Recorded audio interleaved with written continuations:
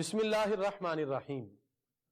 ناظرین، اللہ تبارک و تعالیٰ کا کروڑہ احسان عظیم ہے جس نے قرآن فہمی کی اس نشست کے اندر ہم سب کو درس قرآن کے ساتھ متصف ہو کر قرآن و سنت کے احکامات سیکھنے سکھانے کا ایک موقع عنایت فرمایا۔ ہمارا ترتیب کے ساتھ چلتے ہوئے آیات قرآنیہ کا جو ربط ہے وہ سورۃ النساء تک مکمل ہوا۔ سورۃ النساء کی آیت نمبر 33 تک اور 5ویں پارے کے رکوع نمبر 2 تک ہم نے تفصیل کے ساتھ گفتگو کی۔ آج اس سے آگے آیت نمبر 34 پر اور تیسرا رکوع 5ویں پارے کا سورۃ النساء پہ بات کریں گے۔ اسلام وہ خوبصورت دین ہے جو ہمیں صرف تصور عبادات ہی نہیں دیتا، بلکہ اسلام کے ہاں عائلی زندگی کا خوبصورت ہمیں ایک فیملی سسٹم کو کس طرح خوبصورت کیا جائے، اس کی ڈیولپمنٹ کیسے ہو، اس کا تصور بھی ہمیں اسلام نے دیا۔ تو سورۃ النساء میں خاص طور پر عائلی زندگی کے جو قوانین ہیں، ایک گھر، خاندان، ایک فیملی کس طرح اپنے ماحول کو خوبصورت اور خوشنما بنا سکتی ہے، اس کے لیے خاص طور پر ان آیات بینات میں ذکر ہوا۔ آیت نمبر 34 کے اندر جو حقیقت ایک فیملی کی ذکر کی گئی، اس پر بات کرنے سے پہلے یہ بات ذہن میں رکھیں، کسی معاشرے کا بنیادی جو جز ہے وہ فرد ہے، اور پھر اس سے افراد اور خاندان بنتے ہیں۔ یوں سمجھ لیجئے کسی معاشرے کا جو بنیادی نقطہ ہے، کسی معاشرے کی بنیاد جس پر ڈیپینڈ کرتی ہے، وہ ایک خاندان ہے، وہ ایک فیملی ہے، اور خاندان سے پھر آگے اولاد، اور پھر اس سے آگے لوگ مختلف رشتوں میں بٹتے جاتے ہیں۔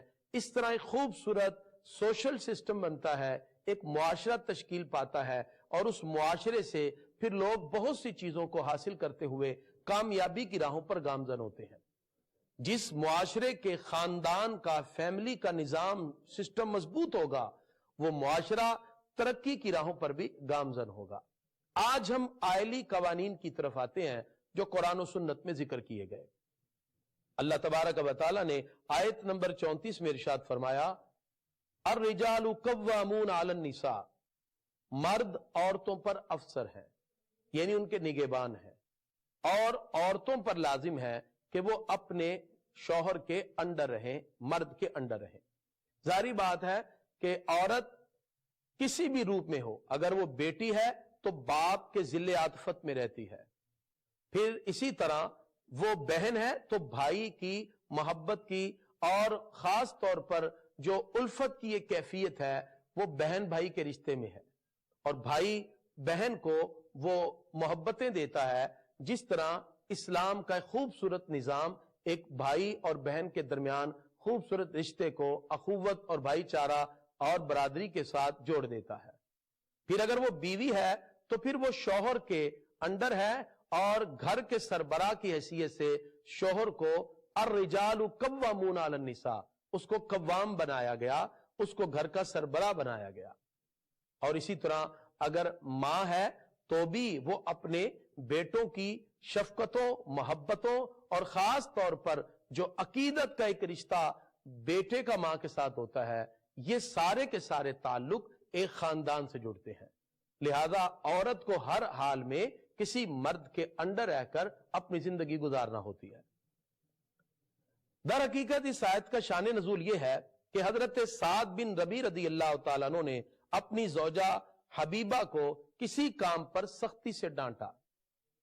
وہ آقا علیہ الصلوۃ والسلام کی بارگاہ میں آ گئی اور انہوں نے اپنے شوہر کی شکایت کی کہ میرے شوہر جو ہیں وہ مجھے ڈانٹتے ہیں، میرے ساتھ خفا ہوتے ہیں۔ تو اس میں پھر اللہ رب العزت نے یہ سورہ مبارکہ کے اندر اس آیت نمبر 34 کو نازل فرمایا۔ ناظرین، عورت کے اور مرد کے اگر ہم رائٹس اور حقوق کی بات کریں تو اللہ تعالیٰ نے مردوں کو عورتوں پر کئی اعتبار سے فضیلت عطا کی۔ اگر ہم قرآن و سنت کی روشنی میں ان فضیلتوں پہ بات کریں تو مرد عقل اور دانائی میں عورت سے افضل ہے، مرد جہاد کے لیے میدان عمل میں اترتا ہے، نبوت و خلافت و امامت کا استحقاق اللہ نے مرد کو عطا کیا، امامت کے منصب پر وہ امامت صغرا ہو یا کبرا، اس کے لیے مرد کا انتخاب کیا گیا۔ آذان، خطبہ، جماعت، جمعہ، تکبیر، تشریق، اسی طرح حدود اور قصاص کی شہادت اور وراثت کے معاملے میں مرد کو دگنا حصہ، اور ایسے ہی تعصیب، نکاح اور طلاق کے معاملات کے اندر مرد کو اختیار دیا گیا۔ اس اعتبار سے مرد نماز کے معاملات ہوں، عبادات کے معاملات ہوں، اس کے اندر بھی بغیر کسی عذر کے مسلسل کنٹینیوٹی کے ساتھ نماز بھی پڑھتا ہے اور اللہ کی عبادت کی طرف مشغول رہتا ہے۔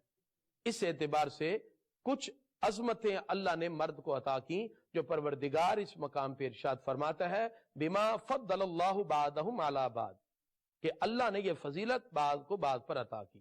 وبما انفقوا من اموالہم، اور اس لیے کہ مرد گھر کا نان نفقہ بھی برداشت کرتا ہے، لہذا اس اعتبار سے گھر اور فیملی کا سربراہ ہونے کی حیثیت سے مرد پر لازم ہے کہ وہ اپنے فیملی کا خرچہ بھی اٹھائے، اور نان و نفقہ اس کی ذمہ داری ہے۔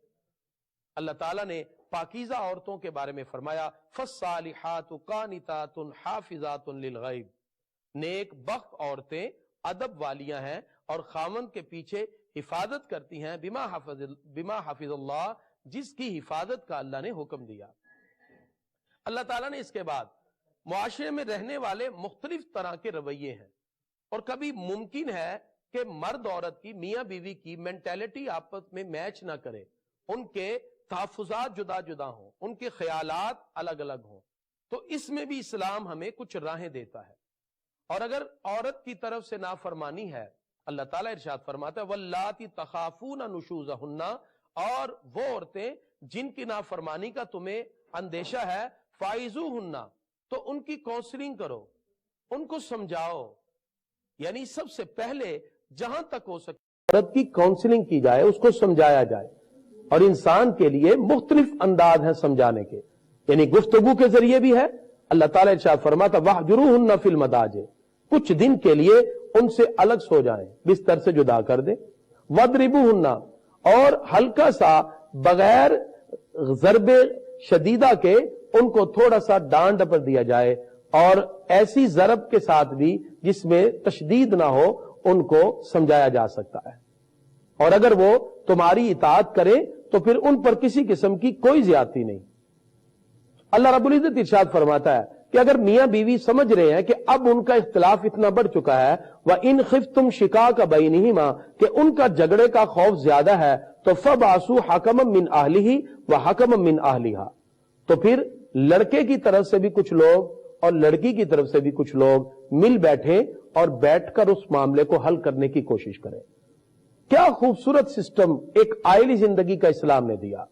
ممکن ہے کہ لڑکا اور لڑکی کے معاملات آپس میں بار بار بحث کرنے سے الجھتے جاتے ہوں، تو پھر ان کے لیے بہتر یہ ہے کہ وہ اپنے اپنے گھروں کے سربراہوں کو، بڑوں کو اس میں شامل کریں، اور بڑے بیٹھ کر دونوں کی بات سنیں اور اپنے تجربات کی روشنی میں ان دونوں کی کونسلنگ کریں اور مسئلے کو حل کرنے کی کوشش کریں۔ اور اس کے اندر کسی قسم کی کوئی پرابلم نہیں، اور ہمیں جہاں تک کوشش کر کے ممکن ہو صلح کروانی چاہیے۔ غلط فہمیاں پیدا ہو جانا کوئی بڑی بات نہیں، لیکن اس کو سلجھانا یہ گھر اور خاندان کے بڑوں کی ذمہ داری ہے۔ لہذا ناظرین، قرآن کی سائے سے معلوم ہوا کہ ہمیں کوشش کرنی چاہیے کہ ہم صلح کی طرف آئیں۔ اللہ تعالیٰ ارشاد فرماتا ہے وَاعْبُدُوا اللَّهَ، اللہ کی عبادت کرو، وَلَا تُشْرِكُوا بِهِ شَيْئًا، اور اس کے ساتھ کسی کو شریک نہ ٹھہراؤ۔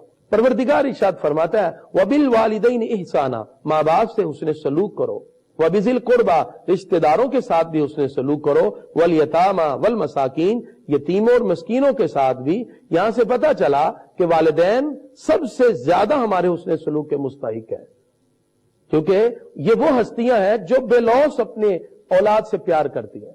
وہ بڑھاپے کو بھی پہنچ جائیں تو ان کے ساتھ جتنا ہو سکے نرمی کا معاملہ کیا جائے۔ اللہ رب العزت نے ارشاد فرمایا الذین یبخلون، وہ لوگ جو بخل کرتے ہیں، ویأمرون الناس بالبخل، اور دوسروں کو بھی بخل کا حکم دیتے ہیں۔ اور بخل کیا ہے کہ انسان کو اللہ نے نعمت دی اور وہ اس نعمت کو اللہ رب العزت کی راہ میں نہیں دیتا، رشتہ داروں پہ خرچ نہیں کرتا، اور کچھ تو ایسے لوگ ہیں جو ماں باپ کو بھی نہیں دیتے۔ یاد رکھیے، جب بیوی کی اطاعت اور ماں باپ کی نافرمانی بڑھ جائے تو یہ قیامت کی نشانیوں میں سے ہے. لہذا جو کمائیں ان میں سے اپنے بیوی بچوں کے ساتھ ساتھ ماں باپ کا بھی خیال رکھیں اور ان کے ساتھ بھی محبت کے ساتھ پیش آئیں. اگر آپ کچھ گفٹ کچھ تحفہ اپنے بچوں اور اپنے اہل خانہ کے لیے لاتے ہیں تو ماں باپ کو بھی اس تحفے میں شامل کریں. ان کی آرزویں امنگیں دعائیں آپ کے ساتھ جڑی ہیں اور جہاں تک ہو سکے ان سے دعائیں لینے کی کوشش کیجیے. اللہ رب العزت ارشاد فرماتا ہے والذین ينفقون اموالهم رئاء الناس، وہ لوگ جو اپنے مال کو لوگوں کے دکھلاوے کے لیے خرچ کرتے ہیں. ولا یؤمنون باللہ، اور وہ اللہ پر ایمان نہیں رکھتے. ولا بالیوم الاخر، اور نہ قیامت کے دن پر. تو ایسے لوگوں کے خرچ کرنے پر اللہ رب العزت کی طرف سے کوئی اجر نہیں. پروردگار ارشاد فرماتا ہے آیت نمبر 40 میں ان اللہ لا یظلم مثقال ذرہ، اللہ ایک ذرے کے برابر بھی کسی پہ ظلم نہیں کرتا. اس کی رحمتیں بے قرار ہیں. لہذا انسان کو چاہیے وہ اللہ رب العزت کے احکام کی طرف آگے بڑھے. پروردگار ارشاد فرماتا ہے آیت نمبر 42 میں قیامت کے دن کفار یہ خواہش کریں گے کہ جنہوں نے رسولوں کی نافرمانی کی کہ کاش وہ یہ نہ کرتے.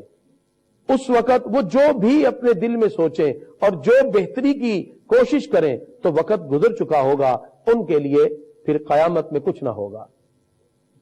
اللہ رب العزت نے اب کچھ طہارت اور پاکیزگی کے مسائل سورۃ النساء کی آیت نمبر 43 میں ذکر کیے. 43 میں پروردگار ارشاد فرماتا ہے کہ جب تم حالت جنابت میں ہو تو پھر تمہیں چاہیے، حالت سفر کی ہے یا سفر کی نہیں ہے، تم غسل کرو اور پاکیزگی حاصل کرو.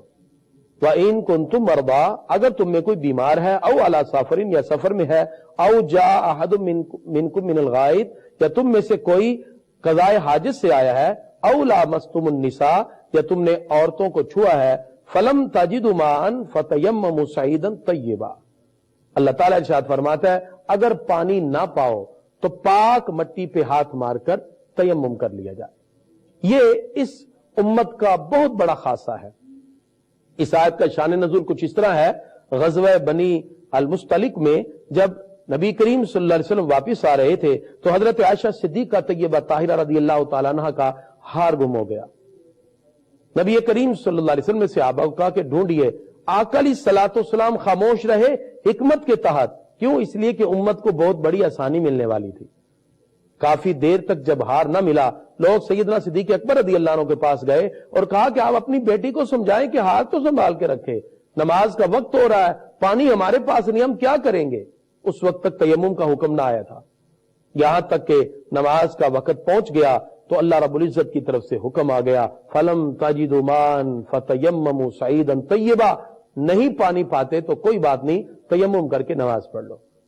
تیمم کے اندر اگر انسان بیمار ہے تیمم کر سکتا ہے، بیماری کی حالت میں. پانی نہیں ہے تو بھی تیمم کر سکتا ہے، اور اس کے لیے پانی نہ ہونا شرط یہ ہے کہ ایک ایک میل دائیں بائیں اور آگے پیچھے. اور اگر اسی طرح ایک شخص بیمار ہے، وضو کرنے سے بیماری بڑھ جائے گی یا زخمی حالت میں ہے تو پھر وہ کوئی بھی جن سے زمین سے تیمم کرے. کوئی پتھر اپنے پاس رکھ لے، کوئی بھی شے دیوار ہو، اس پہلے نیت کرے. جیسے ظہر کی نماز پڑھنے لگے تو ظہر کی نماز کے لیے نیت کرے اور ساتھ ہی اپنے ہاتھوں کو کشادہ کر کے اور زمین پر یا پتھر پر یا کوئی بھی جن سے زمین پہ مارے اور اس کو اپنے چہرے پر پھیر لے جیسے وضو کیا جاتا ہے. اس کے بعد دوسری مرتبہ ہاتھ مارے اور اپنے کپڑے اوپر کرنے کے بعد ایک مرتبہ ایسے پھیر لیا جائے اور دوسری مرتبہ ایسے کپڑے اوپر کر کے، یہاں تک بس یہ تیمم ہو گیا. نیت اور چہرے پر ایک بار ہاتھ پھیرنا پتھر پہ یا مٹی پہ مار کے اور دوسری مرتبہ اپنے ہاتھوں پہ. ناظرین اس طرح تیمم ہو جاتا ہے اور پاکیزگی کے ساتھ نماز پڑھ سکتے ہیں.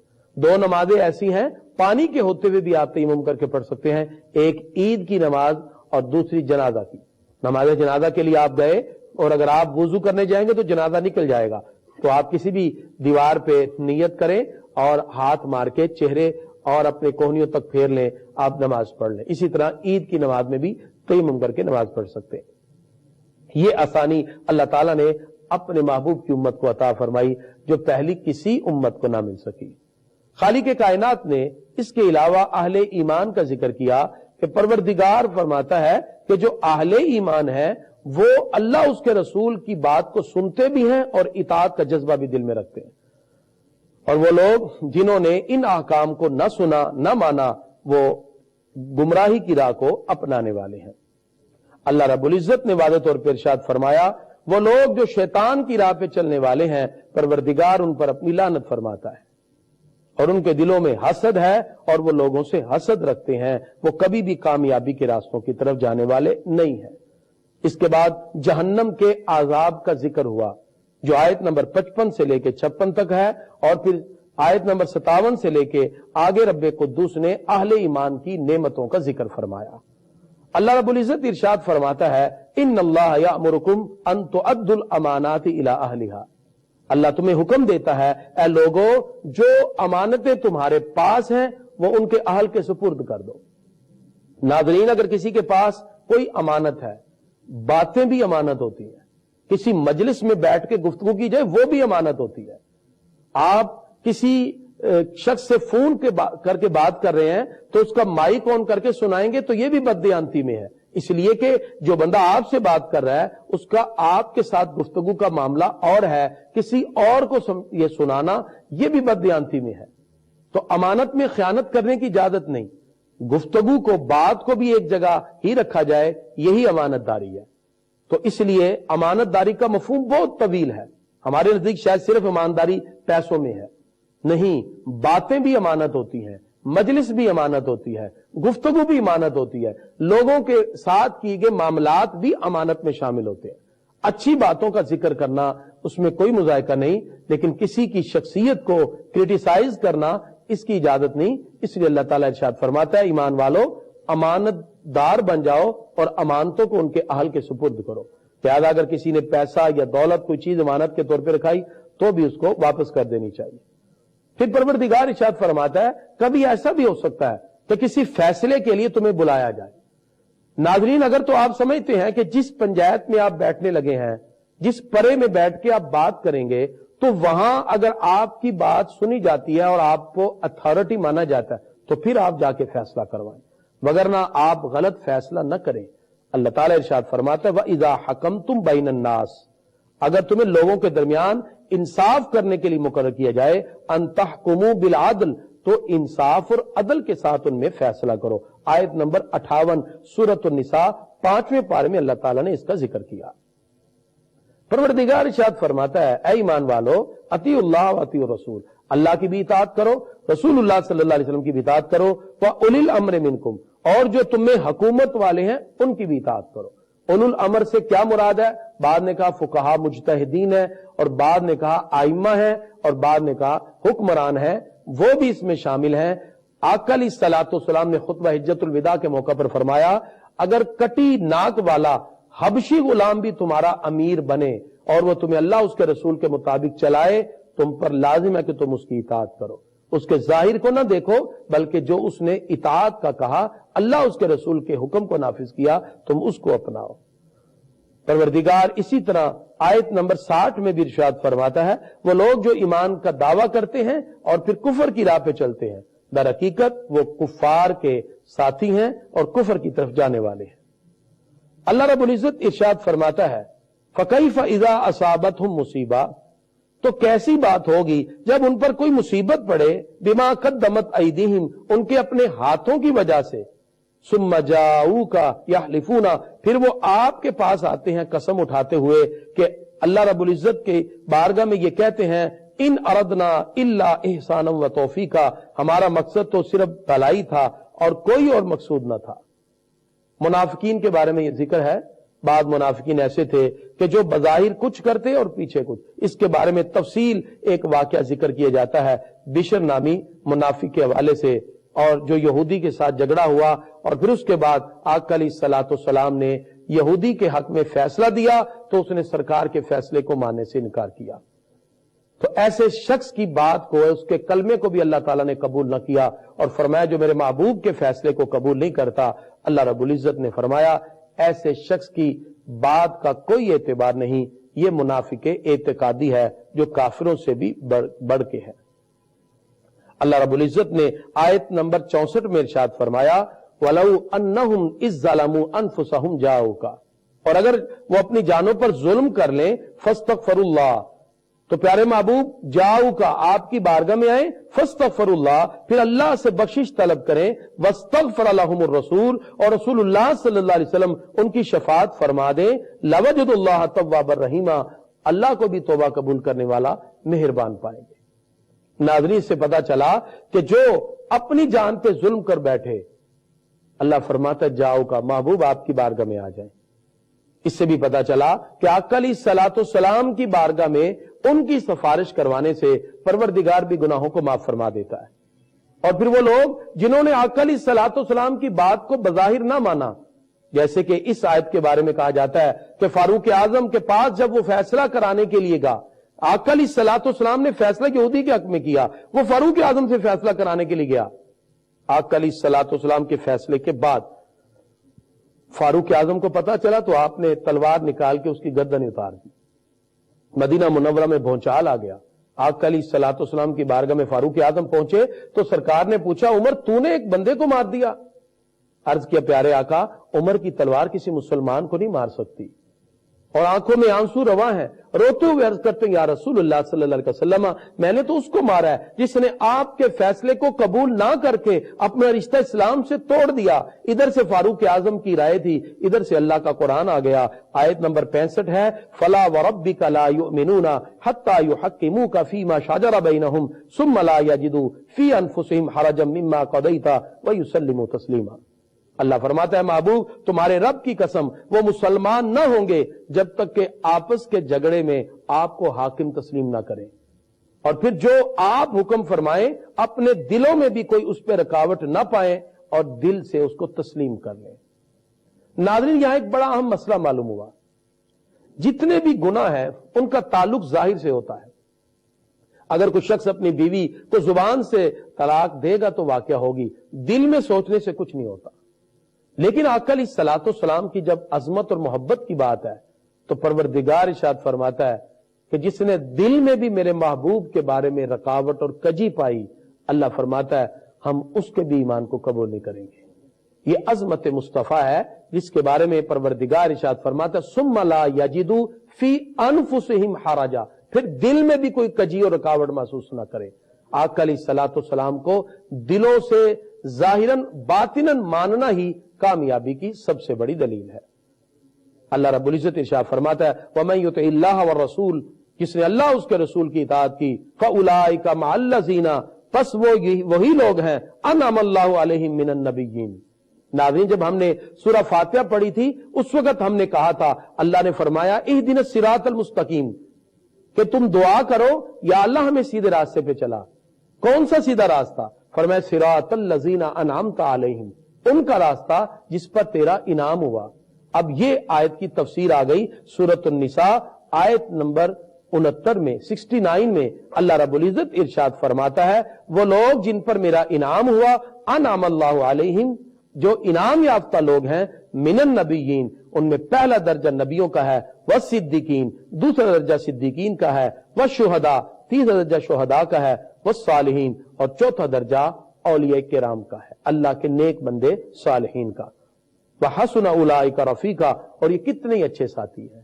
ہم ہر نماز میں یہ دعا کرتے ہیں اہدنا الصراط المستقیم صراط الذین انعمت علیہم، یا اللہ ہمیں سیدھے راستے پہ چلا، وہ راستہ جس پر تیرا انعام ہوا۔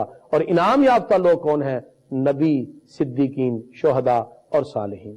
تو انبیاء کا راستہ اپنانا اور صالحین اور صدیقین، شہداء، اولیاء کے راستے پہ چلنا، اسی کی دعا ہم ہر نماز میں کرتے ہیں۔ اللہ رب العزت نے اس کے بعد کچھ جہاد کے بارے میں ذکر کیا۔ ناظرین یاد رکھیے آیت نمبر 71 میں 71 میں اللہ رب العزت نے رکوع نمبر 7 5واں پارہ سورۃ النساء میں جہاد کے بارے میں ارشاد فرمایا کہ ہر وقت مسلمانوں کو ہوشیار رہنا چاہیے۔ اللہ تعالیٰ ارشاد فرماتا ہے خذوا حذرکم، اے مسلمانوں ہوشیاری سے کام لو، فانفروا ثبات، کہ تم دشمن سے تھوڑے تھوڑے ہو کے نکلو، اب انفروا جمیعا، یا تم سارے کے سارے جماعت کی صورت میں نکلو۔ اس سے پتا چلا کہ ہمیشہ دشمن سے باخبر رہنا چاہیے اور انسان کو جہاد کی تیاری رکھنی چاہیے۔ اور پروردگار نے یہاں منافقین کا بھی ذکر کیا کہ منافقین جس وقت کوئی فتح یابی ملتی ہے تو کہتے ہیں کہ ہاں یہ فتح یابی یقیناً کامیابی کی دلیل ہے، اور جب کوئی فتح نہ ملتی تو پھر وہ ایسی صورت میں مسلمانوں کی طرف غلط باتیں منسوب کرتے. تو ایسے منافقین کے بارے میں پروردگار نے مذمت کی کہ جو کامیابی ملنے پر طرح طرح کی باتیں بنائیں، ناکامی پر مسلمانوں کو مورد الزام ٹھہرائیں. اللہ رب العزت نے ان لوگوں کی مذمت اس مقام پہ ذکر کی. پروردگار ارشاد فرماتا ہے یہ وہ لوگ جو جہاد میں نہیں جاتے اور ڈر کے گھروں میں بیٹھے ہیں اور کہتے ہیں کہ ہم کہیں ہمیں موت نہ آ جائے. اللہ تعالیٰ ارشاد فرماتا ہے کتنا جی لوگے، کل متاع دنیا قلیل، کہہ دیجئے دنیا کا برتنا تو تھوڑا ہے، دنیا کا ساز و سامان تھوڑا ہے. والآخرۃ خیر لمن اتقی، اور ڈر والوں کے لیے، متقین کے لیے آخرت بہت ہی اچھی ہے. اللہ تعالیٰ ارشاد فرماتا ہے اینما تکونوا، تم جہاں کہیں بھی چلے جاؤ، یدرککم الموت، موت تمہیں پہنچ جائے گی. ولو کنتم فی بروج مشیدہ، اگرچہ بڑے بڑے قلعوں میں بھی چلے جاؤ، اللہ فرماتا ہے موت تمہیں وہاں آ کے بھی پکڑ لے گی. ہونا وہی ہے جو رب قدوس کے حکم سے ہے. اللہ تبارک و تعالیٰ نے ان آیات بینات کے اندر واضح طور پہ ارشاد فرمایا من یطیع الرسول فقد اطاع اللہ، جس نے رسول اللہ صلی اللہ علیہ وسلم کی اطاعت کی حقیقت میں اس نے اللہ کی اطاعت کی. یہ اصل میں ان کفار کا جواب تھا جن کو سرکار نے گفتگو کرتے ہوئے کہا من اطاعنی فقد اطاع اللہ، جس نے میری مانی اس نے اللہ کی مانی. تو کفار نے کہا پہلے اپنے آپ کو رسول کہتے تھے، اب یہ خدا کہنے لگے. تو اللہ تعالیٰ نے اس کی مذمت کرتے ہوئے فرمایا میرے محبوب سے پہلے سنا ہے، اب رب کا فرمان بھی سن لو، من یطیع الرسول فقد اطاع اللہ، جس نے رسول اللہ صلی اللہ علیہ وسلم کی اطاعت کی حقیقت میں اس نے اللہ کی اطاعت کی. اس کے بعد ناظرین یہ قرآن مجید ہماری زندگی کے لیے بہترین ایک ایسا انسائکلوپیڈیا ہے جو ہمیں دنیا اور آخرت کی کامیابی کا درس دیتا ہے. اللہ تعالیٰ قرآن مجید میں ارشاد فرماتا ہے افلا یتدبرون القرآن، یہ لوگ قرآن پہ غور و فکر کیوں نہیں کرتے؟ حالانکہ یہ قرآن اگر ہم اس پہ غور و فکر کریں تو بہت سی کامیابیاں رب قدوس کی طرف سے ملیں. ہماری زندگی کا ہر مسئلہ اس میں ملتا ہے. کبھی آپ اپنی زندگی کے سوالات قرآن پہ پیش تو کر کے دیکھیں، ایک ایک آیت آپ کو اس کا جواب دیتی ہوئی دکھائی دے گی. اللہ رب العزت نے کچھ باتیں اس حوالے سے بھی ذکر کی کہ جو اچھی شفاعت کرتا ہے، سفارش کرتا ہے، یکن لہو نصیب منہا، اچھی بات پر، اچھی سفارش پر اس کا حصہ بھی اس میں ہوگا، اور جو بری سفارش کرے گا اس برائی میں وہ بھی حصے دار ہوگا. آیت نمبر 86 سورۃ النساء 5واں پارہ، اللہ تعالیٰ ارشاد فرماتا وَإِذَا حُيِّيتُمْ، جب کوئی تمہیں سلام کرے بِتَحِيَّةٍ، کسی بھی اچھے لفظ کے ساتھ، فَحَيُّوا بِأَحْسَنَ مِنْهَا، تو اس سے بہتر سلام کا جواب دو. اگر آپ کو کہے السلام علیکم، آپ کے وعلیکم السلام ورحمۃ اللہ. اگر کوئی کہے السلام علیکم ورحمۃ اللہ، آپ کے وعلیکم السلام ورحمۃ اللہ وبرکاتہ. اس انداز میں جواب دینا چاہیے. اللہ رب العزت نے قرآن مجید فرقان حمید سورۃ النساء 5ویں پارے کے اندر واضح طور پہ ارشاد فرمایا کہ جو ایمان والے ہیں وہ اللہ کے سوا کبھی کسی اور کو اپنا مددگار نہیں بناتے، وہ رب قدوس کی طرف ہی رجوع کرتے ہیں، اور اللہ کی طرف رجوع کرنا ہی انسان کی کامیابی کی دلیل ہے. آیت نمبر 92 رکوع نمبر 10 5واں پارہ سورۃ النساء، سورت کا نمبر 4. اللہ تعالیٰ نے قصاص کے احکام ذکر کیے. ناظرین قصاص کیا ہے؟ ایک تو یہ ہے کہ کسی کو جان بوجھ کر قتل کرنا، ایک ہے غلطی سے کوئی شکار کرنے گیا اور اس نے فائر کیا، وہ کسی جا کے انسان کو لگ گیا اور اس کی ڈیتھ ہو گئی. تو دو طرح کے، ایک تو ہے عمدن قتل کیا اور ایک ہے خطان. تو اب یہاں جو ذکر ہوا وہ خطان ہے کہ غلطی سے کہ انسان شکار کے لیے یا کسی معاملے میں گیا، اس نے فائر کیا اور کوئی مر گیا. تو اللہ رب العزت شاہ فرماتا ہے کہ اگر کوئی نادانستہ طور پہ قتل کرے تو ایک غلام آزاد کرے اور خون بہا دے، اسے دیت کہتے ہیں. اور دیت تقریباً 100 اونٹ کی قیمت ہوتی ہے. وہ مقتول کے جو قاتل ہے وہ مقتول کے ورثاء کو دیتا ہے اور پھر مقتول کے ورثاء اس کو بانٹ لیتے ہیں. اس کی تفصیلی احکامات ہیں جو اللہ تعالیٰ نے اس مقام پہ ارشاد فرمائے، جس میں سے خلاصتاً میں نے آپ کے سامنے ذکر کیا. اللہ رب العزت نے قرآن مجید فرقان حمید میں ارشاد فرمایا کہ تم زمین پہ ذرا چل کے تو دیکھا کرو، پھر دیکھو ہم نے تمہارے لیے کون کون سی نشانیاں چھوڑی ہیں. اور اللہ کی ان نشانیوں سے پروردگار فرماتا ہے تم اپنی اپنی کامیابیوں کی راہوں کو ڈھونڈو. اللہ تعالیٰ ارشاد فرماتا ہے کہ جس وقت وہ لوگ جو اللہ رب العزت سے غافل تھے، جب فرشتے ان سے جانیں نکالتے ہیں، روح نکالتے ہیں اور ان سے پوچھتے ہیں کہ تم نے اللہ کی راہ میں ہجرت کیوں نہ کی، یہ ان لوگوں کا ذکر ہے کہ جس وقت مسلمان اللہ کے لیے ہجرت کر کے پہنچ گئے اور یہ لوگ ہجرت کے لیے نہ آئے بلکہ کفار کے ساتھ ملے رہے، تو فرمایا پھر ایسے لوگوں سے پوچھا جائے گا کہ تم نے کیوں نہیں ہجرت کی، اور پھر ان کے کسی عذر کو قبول نہ کیا جائے گا۔ اللہ رب العزت نے قرآن مجید فرقان حمید کی آیت نمبر 101 سورۃ النساء 101 اللہ تعالیٰ ارشاد فرماتا ہے وَإِذَا ضَرَبْتُمْ فِي الْأَرْضِ، جب تم زمین میں سفر کرو، فَلَيْسَ عَلَيْكُمْ جُنَاحٌ، تم پر کوئی گناہ نہیں، أَن تَقْصُرُوا مِنَ الصَّلَاةِ، کہ تم نماز میں قصر کرو۔ ناظرین قصر کیا ہے؟ جب کوئی مسافر ہو تقریباً 92.5 کلومیٹر دور جانے کے ارادے سے اپنے گھر سے نکلے تو وہ نماز قصر کرے گا۔ قصر کا مطلب یہ ہے کہ 4 رکعتیں 2 پڑھے گا، 2 ہی رہیں گی۔ اور پھر اگر جس جگہ پہ جا کے وہ ٹھہرا ہے اپنے گھر سے 92.5 کلومیٹر دور جہاں ٹھہرا ہے، وہاں اگر اس کا سٹے 15 دن سے کم ہے تو وہ وہاں بھی قصر ہی پڑتا رہے گا۔ اگر اس کا سٹے 15 دن یا اس سے زیادہ ہے پھر قصر نہیں پڑے گا، پھر پوری پڑے گا۔ ناظرین اگر انسان حالت سفر میں ہے اور وقت نہیں ہے تو اس صورت میں صرف فرض ہی ادا کرے گا، یعنی 4 کی بجائے 2، اور اگر جس جگہ جا کے اس نے سٹے کیا ہے وہاں اگر اس کے پاس وقت ہے تو سنت نفل بھی ادا کر لے، اور اگر اس کے پاس وقت نہیں، وہ کسی کام میں بیزی ہے اور حالت سفر میں ہے تو پھر وہ چھوڑ سکتا ہے۔ سنتیں اور نوافل، فرض بہرحال اس کو 2 پڑھنے پڑیں گے، اور اگر وہاں کے مقیم امام کے پیچھے نماز پڑھے گا تو پوری نماز پڑھے گا، پھر 2 نہیں پڑھے گا، تنہا پڑھے گا تو 4 والے 2 پڑھے گا، مغرب کے 3 ہی رہتے ہیں۔ اس کے بعد اللہ رب العزت نے آیت نمبر 102 میں نماز خوف کا ذکر کیا۔ ناظرین یہ نماز خوف کیا ہے؟ اس کا تھوڑا سا ہسٹوریکل پرسپیکٹو میں آپ کے سامنے پیش کر دوں کہ نبی کریم صلی اللہ تعالی علیہ وسلم جس وقت جہاد کے لیے میدان عمل میں تھے تو تمام صحابہ نے نماز ظہر سرکار کے پیچھے ادا کی، تو مشرکین نے کہا کہ یہ تو بڑا اچھا موقع تھا کہ حالت جنگ ہے اور مسلمان اللہ کے سامنے سر بسجود ہیں، تو ہم اس موقع پر ان پہ حملہ کر دیتے اور ان سب کو مٹا دیتے۔ انہوں نے کہا گھبرانے کی کیا ضرورت ہے، یہ اگلے وقت پھر نماز پڑھیں گے، پھر حملہ کر دیں گے۔ ادھر سے جبریل امین علیہ السلام آ گئے اور انہوں نے آ کے آقا علیہ الصلوۃ والسلام کو بتایا کہ یہ ساری باتیں مشرکین نے کی ہیں، عصر کی نماز میں وہ آپ پہ حملے کی تیاری کر رہے ہیں، آپ اپنے جتنے بھی اصحاب ہیں ان کی 2 جماعتیں کر دیں۔ ناظرین یہ نماز خوف ہے جس کے 13 طریقے سنن ابی داؤد کے اندر موجود ہے، بہت تفصیل کے ساتھ اس کا ذکر کیا۔ اس میں مختصراً یہ میں بات واضح کرتا جاؤں کہ جماعت جو ہے وہ ہر حال میں لازم ہے، اس کو چھوڑا نہیں جائے گا۔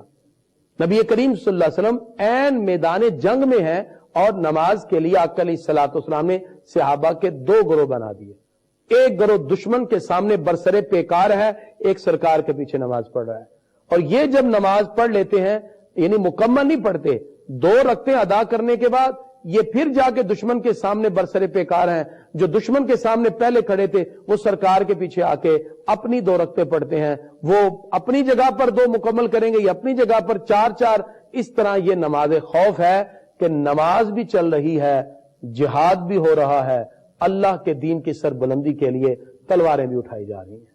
یہ نماز خوف ہے جس کو سمرائز کر کے میں نے بتایا، لیکن اس کے 13 طریقے ہیں جو سنن ابی داؤد کے اندر تفصیل کے ساتھ ذکر کیے گئے۔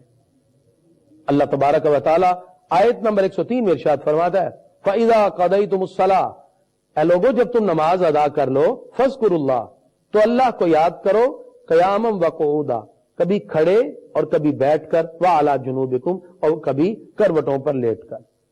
اس سے پتہ چلا کہ انسان کو نماز کے بعد اللہ کا ذکر کرنا چاہیے۔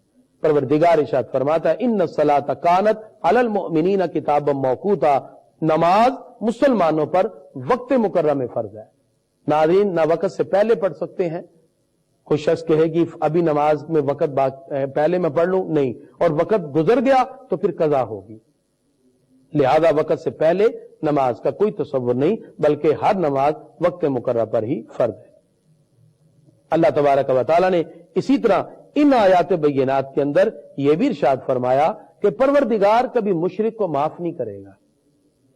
آیت نمبر 116 15واں رکوع ہے سورۃ النساء 5واں پارہ، پروردگار ارشاد فرماتا ہے ان اللہ لا یغفر ان یشرک بہ، اللہ اسے کبھی معاف نہیں کرے گا جو اس کے ساتھ کسی کو شریک ٹھہرائے، ویغفر ما دون ذلک لمن یشاء، وہ اس کے علاوہ جسے چاہے معاف فرما دے، ومن یشرک باللہ، جس نے اللہ کے ساتھ کسی کو شریک ٹھہرایا، فقد ضل ضلالا بعیدا، وہ بہت دور کی گمراہی میں مبتلا ہوا۔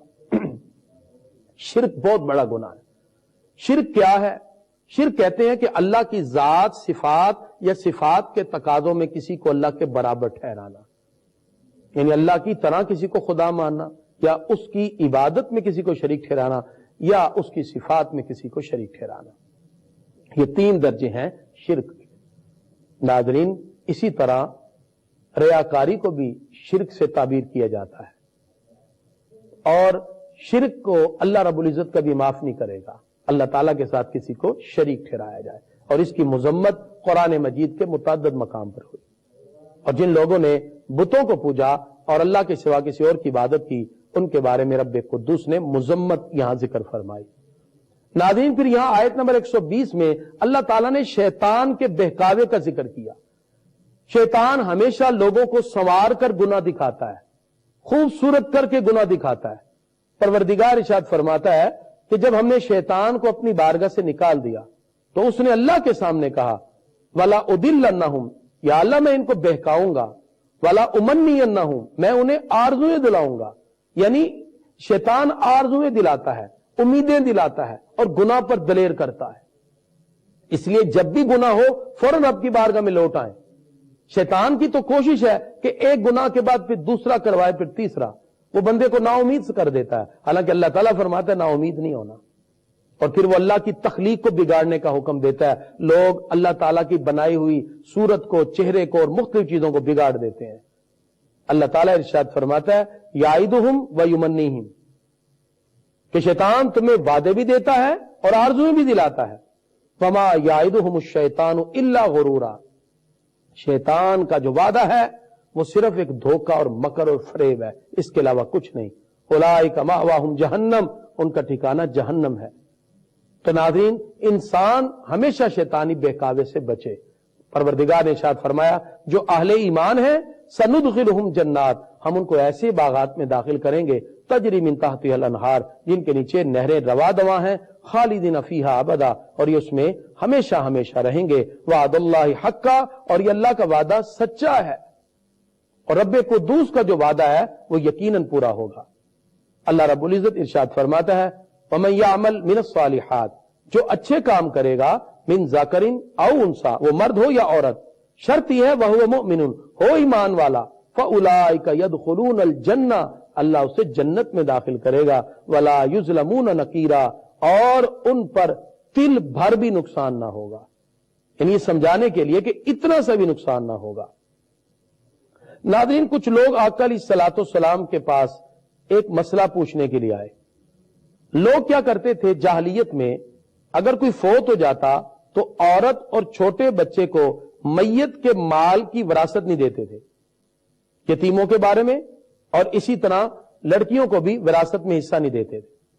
اور اگر کوئی یتیم لڑکی اچھا مال اس کے پاس ہوتا، صاحب جمال ہوتی، تھوڑے سے مار پہ اس سے نکاح کر لیتے، وگرنہ اس کو چھوڑ دیتے۔ اور مقصد ان کا نکاح نہیں تھا، صرف اس لڑکی اور اس چھوٹی بچی کے پیسے کو ہتھیانا تھا، اس یتیم بچی کے لیے۔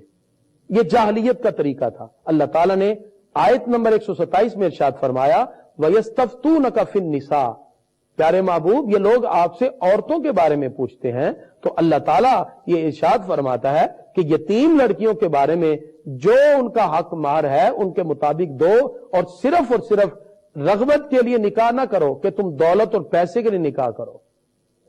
فرمایا کوئی بھی عورت ہے اس کو اس کا حق دینا لازم ہے۔ بیوی کے حقوق جو اسلام نے بتائے ایک طویل فہرست ہے۔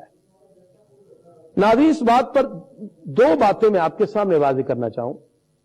اسلام کا جو خوبصورت نظام ہے وہ صرف رائٹس نہیں بتاتا، وہ حقوق کے ساتھ فرائض بھی بتاتا ہے۔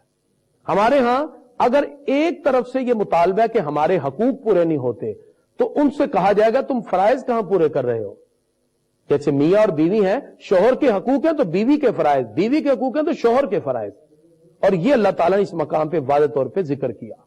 پروردگار نے یہاں بھی ارشاد فرمایا کہ اگر ان دونوں میں اختلاف ہو جائے تو میاں بیوی میں صلح کراؤ، اور یہ سب سے اچھا عمل ہے، اور شیطان کی سب سے زیادہ کوشش یہ ہوتی ہے کہ کسی طرح ان کے درمیان اختلاف ڈال دے۔ اس لیے پروردگار واضح طور پہ ارشاد فرماتا ہے کہ تم یہ نہ کرو کہ تعدد ازدواج کی طرف جاؤ، عورتوں سے نکاح کرتے جاؤ محض دولت اور پیسہ ہتھیانے کے لیے، اور ان کے حقوق پورے نہ کرو، ایک کی طرف رغبت رکھو اور دوسرے کو لٹکتا چھوڑ دو۔ اللہ تعالیٰ فرماتے ہیں اس کی اجازت نہیں۔ اگر ایک سے زیادہ نکاح کرنے ہیں تو پھر ان میں عدل بھی کرنا ہے۔ پروردگار نے آیت نمبر 129 میں ارشاد فرمایا وَلَن تَسْتَطِيعُوا، اگر ہرگز تمہارے اندر یہ طاقت نہیں، أَن تَعْدِلُوا بَيْنَ النِّسَاءِ، کہ عورتوں کے درمیان عدل کر سکو، وَلَوْ حَرَصْتُمْ، اگرچہ تم حرص رکھتے ہو مزید نکاح کرنے کی، تو پھر اللہ فرماتا ہے یہ نہیں ہو کہ نکاح کر کے ایک کو چھوڑ دو اور ایک کی طرف رغبت رکھو۔ یہ باقاعدہ اسلام نے وہ اصول بتائے جو عورت اور مرد کے درمیان ہے۔ میاں بیوی کے حقوق کو اسلام نے خوبصورت انداز میں ذکر کیا۔ اللہ رب العزت نے ارشاد فرمایا یا ایھا الذین آمنوا، اے ایمان والو، کونوا قوامین بالقسط، انصاف کے ساتھ قائم ہو جاؤ، شہداء للہ، اور گواہی بھی اللہ کے لیے دو، ولو علی انفسکم، اگرچہ وہ تمہارے اپنے ہی خلاف کیوں نہ ہو۔ پتا چلا انصاف پر قائم رہنا چاہیے، اگرچہ گواہی اپنے خلاف کیوں نہ ہو، ابی الوالدین، یا والدین کے خلاف کیوں نہ ہو، والاقربین، رشتہ داروں کے خلاف کیوں نہ ہو، حق کا ساتھ دینا چاہیے اگرچہ وہ گواہی اپنے ہی خلاف کیوں نہ جاری ہو۔ اللہ رب العزت نے اسی طرح آیت نمبر 136 میں ارشاد فرمایا یا ایھا الذین آمنوا، اے ایمان والو، آمنوا باللہ ورسولہ، اللہ اس کے رسول پر ایمان لاؤ۔